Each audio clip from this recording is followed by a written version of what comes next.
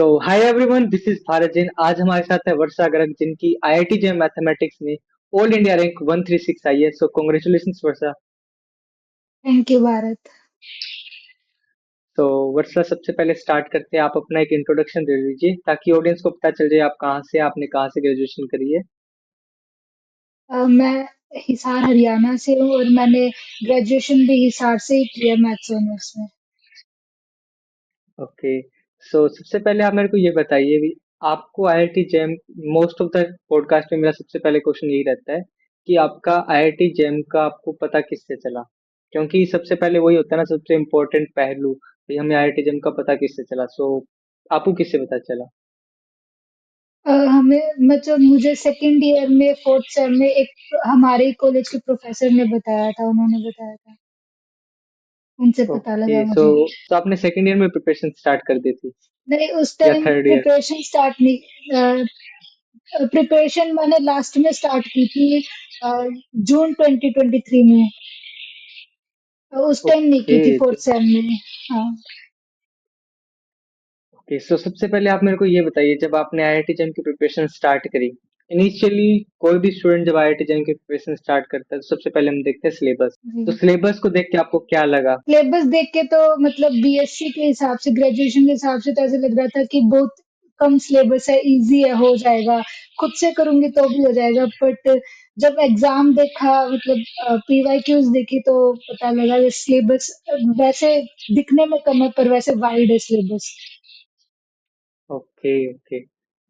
सो अभी आप मेरे को ये बताइए कि जब आपने आईआईटी जेम की प्रिपरेशन स्टार्ट करी, आपने सिलेबस देख लिया, तो आपने जब आईआईटी जेम की प्रिपरेशन स्टार्ट कर दी तो आपने क्या कोई बुक फॉलो करी थी आपकी प्रिपरेशन में? नहीं, मैंने एक इंस्टीट्यूट से ऑनलाइन कोचिंग ली थी, तो जो जैसा वो करवाते थे मैं वैसा ही करती थी, मतलब कोई बुक वगैरह नहीं फॉलो। अच्छा, अभी आपने कुछ इम्पोर्टेंट की पॉइंट बोला है। अब मेरे को ये बताइए कि अगर कोई स्टूडेंट कोचिंग ले रहा है और उसको अगर कोचिंग का मटेरियल कवर कर ले, तो क्या उसको एक्स्ट्रा करने की जरूरत है या वो उसी कोचिंग पे डिपेंडेंट रह सकता है? कोचिंग पे डिपेंड रह सकता है, बट वो मटेरियल इनफ है, मतलब वो नोट्स इनफ है। पर क्वेश्चंस प्रैक्टिस, मतलब क्वेश्चन प्रैक्टिस खुद से करनी होगी, मतलब वो कोचिंग वाले इतना नहीं करवा पाते, इतना टाइम नहीं दे पाते हैं। Exactly exactly. अच्छा, अभी जब आपने प्रैक्टिस स्टार्ट कर दी, आपने जब सिलेबस कवर कर लिया, तो हम मोस्टली ये आता है कि हर किसी एस्पिरेंट की जर्नी हमेशा स्मूथ नहीं रहती। तो आपकी लाइफ में कुछ ऐसा कोई अप्स एंड डाउन आए होंगे जिसको आपको लगा होगा कि मैं क्यों आईआईटी जेम की प्रिपरेशन करी हूँ। सो आपको कभी ऐसा फील हुआ है? हाँ, वो मतलब जब मैंने प्रिपरेशन की तब डर तो लगता ही था, ऑब्वियसली। कभी कभी ऐसे लगता था कि ये नहीं हो पाएगा, मतलब जब और बच्चों को, साथ वालों को देखते तो वो बुक्स भी कर रहे थे तो डिमोटिवेशन होता था, खुद के नंबर भी कम आते थे टेस्ट वगैरह में। तो बट वहां पे जैसे टीचर होते थे, उनसे बात करते थे, या फिर पेरेंट्स का सपोर्ट, तो ऐसे लगता था कोई ना, टाइम से कर लेंगे, तो इस तरह हो जाता था। एग्जैक्टली। अच्छा, अभी आपने बोला टेस्ट। सो आपके अकॉर्डिंग हाँ जी। टेस्ट की क्या इम्पोर्टेंस है जेम की जर्नी में? मेरे लिए तो टेस्ट ही इम्पोर्टेंट है, क्योंकि जैसे मैंने पिछली बार कोचिंग ली थी, प्रीवियस हम्म ईयर, तो उस टाइम मैंने नोट्स किए थे और मुझे इतना नॉलेज नहीं था कॉम्पिटिटिव एग्जाम के बारे में। तो मैंने हम्म। उस टाइम नोट्स तो कर लिए थे, बट मेरी क्वेश्चन प्रैक्टिस बिल्कुल नहीं थी, मतलब 10% थी सिर्फ। तो फिर मतलब मेरा ओके। उसमें अच्छा अच्छा नहीं हुआ। मतलब रैंक तो 2000 कुछ थी, लेकिन एडमिशन नहीं मिल रहा था कहीं, तो फिर मैंने अभी दोबारा ड्रॉप करके इस बार सिर्फ मैंने क्वेश्चन प्रैक्टिस पे फोकस किया, क्योंकि उस टाइम मैंने नेगेटिव मार्किंग बहुत की थी। क्वेश्चन प्रैक्टिस से नेगेटिव मार्किंग कम होती है। हम्म। अच्छा, अभी आपने हम्म। ड्रॉप ईयर का बोला। सो आपके अकॉर्डिंग किन स्टूडेंट को ड्रॉप लेना चाहिए? अगर जिस स्टूडेंट की कट ऑफ क्वालिफाई है उसको लेना चाहिए, या जिस स्टूडेंट की कट ऑफ क्वालिफाई नहीं हुए लेकिन उसको स्टिल लगता है कि मैं इम्प्रूव कर सकता हूँ, तो किस स्टूडेंट को ड्रॉप ये प्रेफर करना चाहिए? दोनों को अगर इंटरेस्टेड है, मतलब अगर ये है कि करना ही है, आईआईटी तो जाना ही है, तो फिर तो कोई भी ड्रॉप ले सकता है, चाहे कट ऑफ ना भी क्वालिफाई हो तो वो कर सकता है, इसमें कुछ नहीं है। ओके। सो अभी आप ये बता सकते हैं कि आपने जब कॉलेज के साथ प्रिपरेशन करी थी और आपका आप बता रहे हो कि 2000 समथिंग रैंक थी, सो आपने क्या चीजें इंप्रूव करी कि आपकी 2000 से डायरेक्ट 136 रैंक आ गई। मैंने बस क्वेश्चन उस टाइम क्वेश्चन प्रैक्टिस नहीं की थी, जिसके कारण मुझे एग्जाम में जब मैं बैठी तो मुझे यूं लगा कि ये सब मेरे लिए नया है, कि मतलब क्वेश्चन सॉल्व ही नहीं कर पा रही थी। और कम से कम मैंने 5 to 7 मार्क्स की उस टाइम नेगेटिव मार्किंग की थी उस एग्जाम में। ओह! अच्छा, फिर और नेगेटिव इस बार मार्किंग को मैंने अवॉइड कैसे किया? हाँ, तो इस बार मैंने मतलब सिर्फ एफएलटीज दिए, टेस्ट सीरीज लगाई, मतलब 3-3 घंटे के टेस्ट ही टेस्ट लगाए। मोस्टली पूरे जनवरी में सिर्फ टेस्ट ही हम्म। लगाए, तो वही किया। उससे मेरी नेगेटिव मार्किंग में बहुत इम्प्रूवमेंट आया। इस बार मैंने सिर्फ एक ही क्वेश्चन गलत हुआ था मेरा नेगेटिव में, मतलब। ओह, नाइस। जी, यानी कि आपकी हाँ। बार काफी एक्यूरेसी इंप्रूव हुई थी आपकी। हाँ जी, हाँ। अच्छा, अगर कोई स्टूडेंट अभी सेम फेज पे है, मतलब प्रिपरेशन कर रहा है और उसकी नेगेटिव मार्क्स हो रहे हैं, बहुत काफी नेगेटिव मार्किंग हो रही है उसकी, तो आप बता रहे हो कि टेस्ट सीरीज से इंप्रूव करना चाहिए, लेकिन टेस्ट सीरीज का एनालिसिस कैसे करें कि ताकि वो अगले टेस्ट में उसकी नेगेटिव मार्किंग है वो कम हो? मतलब टेस्ट सीरीज जब आप टेस्ट दे देते हो उसके बाद में एनालिसिस देखो कि कहाँ पे गलती आ रही है, और उसको एक पेज पे लिख लो या फिर वहां पे मार्क कर लो, मतलब। और उसे जब दोबारा टेस्ट देने जाओ तो एक बार उसे देख लो, मतलब रिपीट कर लो कि कहाँ पे क्या गलती की, और फिर वो दोबारा ना हो तो मतलब इम्प्रूवमेंट अपने आप हो जाएगी। ओके। आप ऑन एन एवरेज, जब आपका ड्रॉप ईयर था और कॉलेज का था, आप दोनों बार बताइए कि आपने एवरेज टाइम आईआईटी जेईई की प्रिपरेशन में कितना देते थे पर डे? मैंने जैसे अभी पार्शियली ड्रॉप लिया था, मतलब अभी मैं दिल्ली यूनिवर्सिटी से एमएससी भी कर रही थी, क्योंकि एक रिस्क वाला रहता है, इसीलिए मैंने फुल टाइम दे दिया था अभी भी जैम को।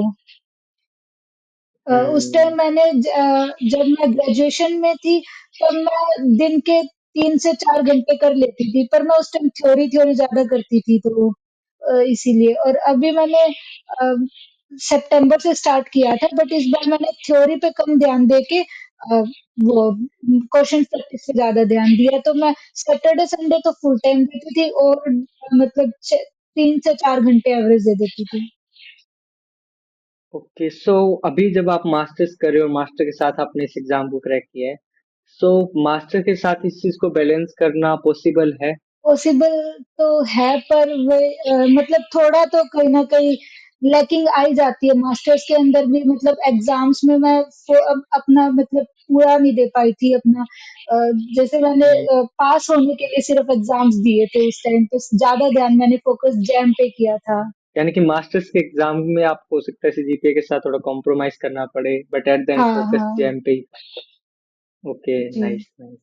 सो अभी आप मेरे को ये बताइए, अगर मैं सेकेंड ईयर में और प्रिपरेशन स्टार्ट कर रहा हूँ, तो जी। अभी जैसे, क्योंकि स्टार्टिंग में यही होता है कि सेल्फ स्टडी करते हैं, बाद में देखते हैं अगर कोई बैच लेना हो या कुछ हो। तो अगर कोई स्टूडेंट सेल्फ स्टडी स्टार्ट कर रहा है और सेकेंड ईयर में अभी, तो आप उसको क्या चीज प्रेफर करोगे, उसको ऐसे प्रिपरेशन स्टार्ट करनी चाहिए? अ, अगर सेल्फ स्टडी करें तो फिलहाल ग्रेजुएशन की जो बुक्स है हमें वही बेसिक मतलब अच्छे से कर लेना चाहिए, क्योंकि उसमें बेसिक से आता है।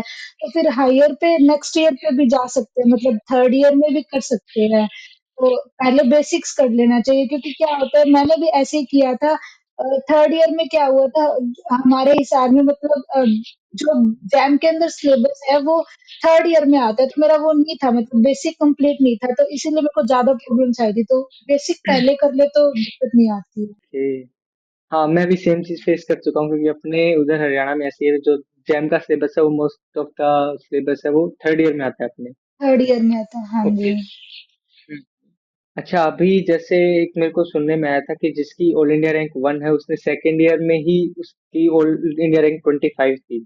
सो आपको क्या लगता है कि सेकेंड ईयर में इसको कोई एग्जाम को इसको क्रैक कर सकता है, और अगर कर सकता है तो किस बेसिस पे कर सकता है? कर सकते हैं, मतलब अगर मतलब ग्रेजुएशन में भी बेसिक्स, वही बात है, बेसिक की बात है, बेसिक्स अच्छे से कर रहे और क्वेश्चन प्रैक्टिस कर रहे हैं तो सेकंड ईयर में भी हो ही सकता है एग्जाम तो। मतलब। तो हम्म, अभी, हाँ, अच्छा, अभी जैसे आपने प्रिपरेशन में जब आप टेस्ट दे रहे हो, आपके टेस्ट में मार्क्स कम आए होंगे, स्टार्टिंग में सबके मार्क्स कम आते हैं। सो आपको हम्म। उस टेस्ट के दौरान कभी ऐसा फील हुआ कि मैं टेस्ट ना दूं? या डिमोटिवेट फील हुआ होगा, तो इस चीज को कैसे ओवरकम किया? टेस्ट के दौरान मतलब रोज ही फील होता था ऐसा, जब भी टेस्ट देती थी कि आज मतलब दूं कि ना दूं टेस्ट, ये कैसे होगा, नंबर तो कम आने ही, या फिर देने का क्या फायदा। बट ये है ना कि घर वालों के साथ शेयर करती थी तो वो बोलते थे कोई ना, नंबर ही तो कम आएंगे, टेस्ट तो दे दे, मतलब इस तरह करके। और फिर अपनी गलतियां भी सुधारती थी, तो रोज एक दो नंबर बढ़ते थे, तो अपने आप मोटिवेशन आता था फिर। हम्म। और एक ये बताइए कि फ्रेंड्स और पेरेंट्स का क्या इम्पोर्टेंस रहती है इस जर्नी में? फ्रेंड्स और पेरेंट्स की तो मतलब बहुत ज्यादा इम्पोर्टेंस रहती है। पेरेंट्स तो अपने को जैसे इमोशनली सपोर्ट कर सकते हैं, वो अपने साथ रहते हैं, मतलब एग्जैक्टली। कभी भी पेरेंट्स की बहुत जरूरत पड़ती है, और फ्रेंड्स की भी। फ्रेंड्स मोरल सपोर्ट देते हैं, मतलब वो कहते रहते हैं कि मतलब जब भी डिमोटिवेट होते हैं, या फिर क्या होता है ना कि जैसे मैंने जनवरी में फुल टाइम दिया था, 1 महीने मतलब रूम से बाहर नहीं निकली थी, इतना फुल टाइम दिया था जनवरी ओह, में। तो नाइस। फिर हाँ, उस टाइम ना तो मतलब एक रूम में बैठे-बैठे इंसान डिमोटिवेट हो जाता है, तो घर वाले और फ्रेंड्स किसी का तो सपोर्ट चाहिए होता है। तो मतलब थोड़ी देर उनसे बात कर ली, और वो मतलब माइंड फ्रेश कर देते थे वैसे। ओह, अच्छा अच्छा। अच्छा, हाँ जी। आपकी लाइफ में सबसे ज्यादा इम्पोर्टेंस आप किसको क्रेडिट देना चाहोगे आईआईटी जम के प्रिपरेशन में? मेरे एक छोटे भाई को, अंकित को, वो भी ओह। ट्रिपल आईटी इलाहाबाद से बीटेक कर रहा है। उसने मुझे सपोर्ट किया, वही मेरे को डांटता था सारा दिन, वही बोलता था कि या तो गलतियां करके आएगी तो तेरी गलती होगी, और इस बार अच्छे से कर लेगी तो आईआईटी में बैठी होगी। Okay okay. तो आपने जी। ऐसी चीज, अभी आपने 2000 रैंक से सीधा 136 रैंक आई है आपकी, तो आपने हाँ जी। बहुत इम्प्रूव किया होगा ऑफ कोर्स। तो आपने ऐसी कौन कौन सी चीजें थी, जो की पॉइंट्स बोल दीजिएगा जिससे आपको लग रहा है भी आपकी रैंक इतनी इम्प्रूव हुई है? और आपने पार्शियल ड्रॉप के साथ रैंक इम्प्रूव करी है, तो फॉर श्योर आपने बहुत चीजें स्ट्रगल की होगी, बहुत आपने मेहनत करी होगी। तो आपने कौन कौन सी ऐसी की पॉइंट्स है जिसको आपको लगता है कि ये चीजें आपको डेफिनेटली ध्यान देनी चाहिए, चाहे कोई नॉर्मल एस्पिरेंट हो चाहे कोई ड्रॉप ईयर का स्टूडेंट हो, तो वो कौन सी चीजें हैं जिनको आपको लगता है कि सबसे ज्यादा इंपॉर्टेंस देनी चाहिए? फर्स्ट तो कंसिस्टेंसी, मतलब रेगुलर रहोगे तो, चाहे दिन में 2 घंटे भी टाइम मिल रहा है या 1 घंटे भी टाइम मिल रहा है, तो रोज पढ़ो जैम का। रेगुलर रहो। अगर एग्जाम भी, जैसे मेरे दिसंबर में एमएससी के एग्जाम आ गए थे, तो मैंने फिर भी किया था, मतलब रोज शॉर्ट नोट जो बना रखे थे वो पढ़ती थी 1 घंटे रात को मैं। तो मैंने छोड़ा नहीं ओके। था, कंसिस्टेंसी बहुत इंपॉर्टेंट है। और दूसरा, उसके मेरा अलावा? सबसे नेगेटिव पॉइंट यही था कि मैंने नेगेटिव मार्किंग बहुत की थी, बस क्वेश्चन प्रैक्टिस नहीं की थी, वही मैंने सबसे ज्यादा इम्प्रूव किया। ओके, क्वेश्चन प्रैक्टिस और कंसिस्टेंसी होगी तो आप इस एग्जाम को क्रैक कर सकते हो। हाँ जी। ओके। सो इस पॉडकास्ट के एंड में अगर आप कोई अपने जूनियर्स को कोई इंसाइट्स देना चाहो या कोई मैसेज हो ऐसा जो आप चाहते हो भी जूनियर्स को साथ शेयर करें, तो वो मैसेज प्लीज शेयर कर दीजिए। बस मैं यही कहना चाहूंगी कि अगर कोई एग्जाम क्लियर करना है, तो डिमोटिवेशन, मतलब कभी कभी हम लो भी फील करेंगे।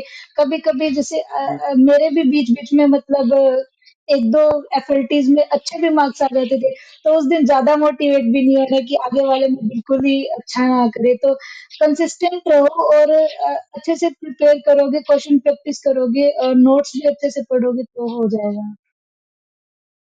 Okay, so thank you so much for joining us.